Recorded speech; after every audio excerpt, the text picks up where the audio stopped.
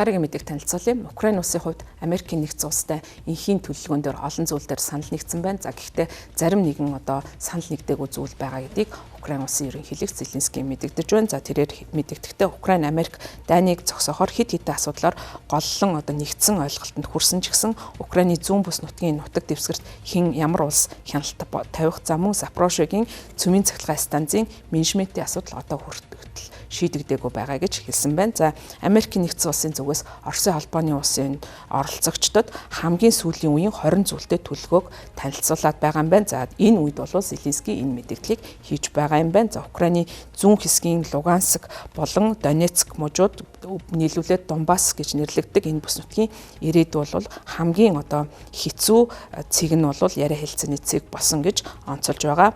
За Оросын холбооны улсын хувьд бол үндэсний ашиг сонирхолтой нийцүүлэн өөрийн ашиг сонирхлоо дээд хэмжээнд хангахыг оролдож байгаа. За энэ максималист шаардлага бол үргэлжлүүлэн тавьсан хэвээр байна. За Украиныг Донбассын эслээгөө үлдсэн газар нутгаас гарахыг шаардаж, газар нутгаа өгөхийг шаардаж байгаа нь Украины хувьд хамгийн том тулгалт болж байгаа гэж тус улсын ерөнхийлөгч мэдэгдэж байгаа. За Украины ерөнхийлөгч мөн хэлэхдээ Москвагаас хариу хүлээж байна гэж лав гарагт хэлсэн байна.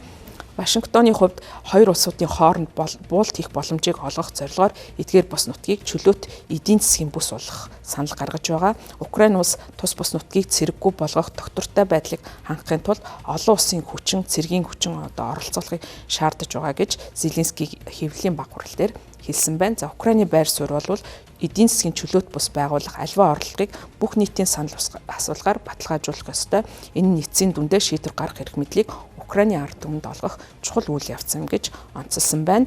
За энэ үйл явц нь 60 хоногийн хугацаа шаарддаг болно. За энэ хугацаанд дайсагналыг зогсоох ёстой гэж Украины ерөнхийлөгч нэмж хэлсэн байна.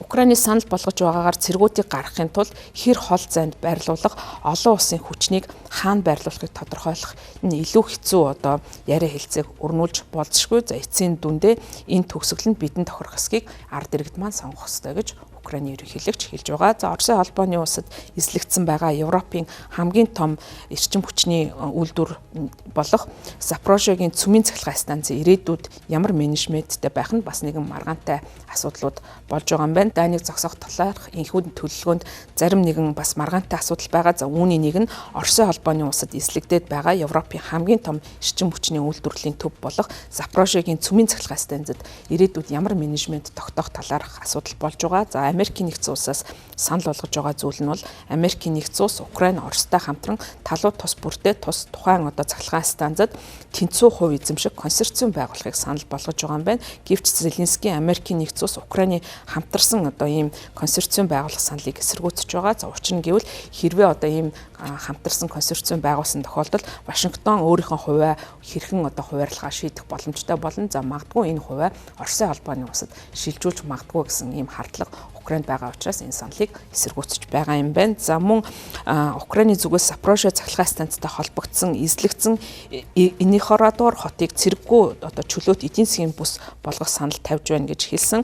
За энэ асуудлыг шийдвэрлэхийн тулд Америкийн нэгдсэн улстай удаан хугацаанд яриа хэлцээ өрнүүлэх шаардлагатай гэж Зеленский хэлж байгаа. Зеленскийгийн хувьд цахилгаан станцыг дахин эхлүүлэхэд тэрбумын хөрөнгө оруулалт шаардлагатай. За үүний зэрэгцээ зэрэгэлдэх 70 сэргээн засварлах олон хэмжээний ажил орж байгааг онцолсон. За мөн энэхүү энхийн яриа хэлцээтэй холбоотой төсөлд Оросын холбооны улсын цэргүүд Днепропетровск, Николаев, Суми, Харьков мужуудаас цэргээ гаргах, за мөн хилцээрийн хэрэгжилтийг хянахын тулд олон улсын хүчнийг холбоо барих шугамын дагуу байрлуулахыг санал болгож байгаа. За үүнийгээ санал болгож байгаагаа шалтгааныг Зеленский ерөнхийлөгч тайлбарлахдаа ер нь Оросын холбооны улсын Оросуудад бол итгэх итгэл алдарсан. Тэд амралтаа удаа зөрчиж байсан учраас өнөөдрийн энэ холбоо барих шугам гэдэг нь бодит эдийн засгийн чөлөөт бүс болох шугам болж хуурч байгаа. За энэ үүнд мөн олон улсын цэргийн хүчнийхэн байрлал нь за ингэснээр бол Оросын холбооны улс амралтаа зөрчих боломжгүй болно гэж Украины тал харж байгаа юм байна. За өмнө нь бол Украины улс 2014 онд Оросын холбооны улс Украины зүүн Украинд бол анх удаага тавталгаа хийсэн ингээ кремийг өөртөө нэгтгсэн. Ингээд үүний дараагаас бол Москватай гал зогсоох хилцээрт гар үсэг зурж байсан. 2014-15 онд Минскийн хилцээр явагдсан. За ингэснээр Украины зүүн хэсэгт бол гал зогсоох фронтын шугамаас хүн зэвсгийг татах Украины засгийн газар Оростой хэлдэг хэл дээрээ хяналтаас сэргээхийг шаардаж байсан. За анхны хилцээрийн дагуу Оросын албаны улс хүсний цэргүүд болон цэрэг техникийн хэрэгслээ гадаадын бүх зэвсэгт бүлэглэлийг Украины нутаг дэвсгэрээс гаргах ёстой гэсэн ийм амлалтыг авсан боловч Москва энэ амлалтаа биелүүлээгүй.